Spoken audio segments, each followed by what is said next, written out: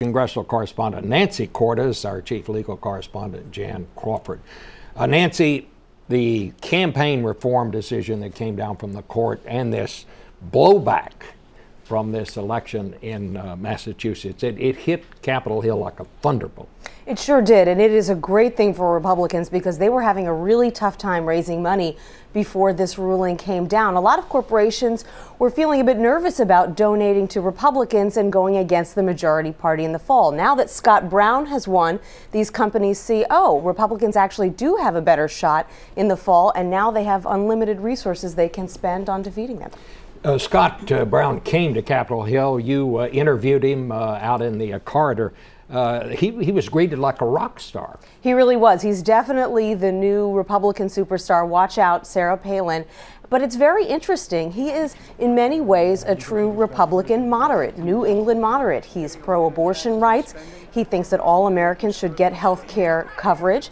And so if he stays down the middle in the Senate, and as you know, moderates are a real dying breed there, it's possible that he could make being a moderate cool again in the Senate, and you might start to see more cooperation between the parties than we have all year. Well, I saw one conservative commentator this week, Jan, saying, well, we're sure glad to have him in the Senate, but we're going to have to watch him on those Supreme Court nominations when they come up.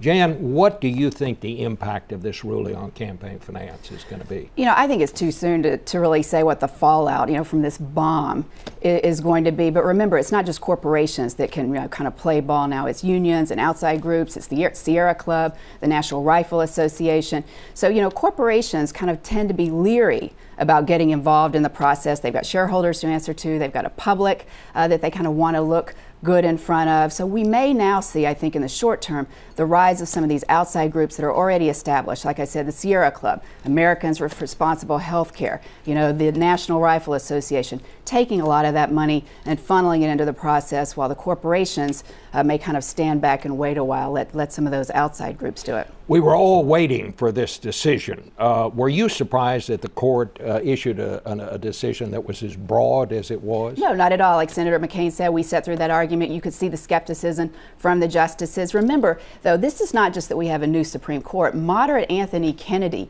wrote this decision, and the government took the extraordinary position during the argument that this law allows the government to ban political books that are, funded by these outside groups up to, the election day. The justices really took issue with that. And I've got to say, just listening kind of to some of this debate and hearing what Senator Durbin said, kind of about how now the court has just authorized political extortion. I mean, that is really, I think the public's going to find that to be a real stretch, because you've got a Senate, that's really selling votes in a Senate chamber to authorize health care reform. You've got a Gallup poll showing that 9% last year of Americans think that Congress is an honest and ethical job. And now you've got senators saying this paves the way for extortion. If you're saying that, that reminds me of what, Winston Churchill said. We've already established what you are. Now we're just haggling over the price.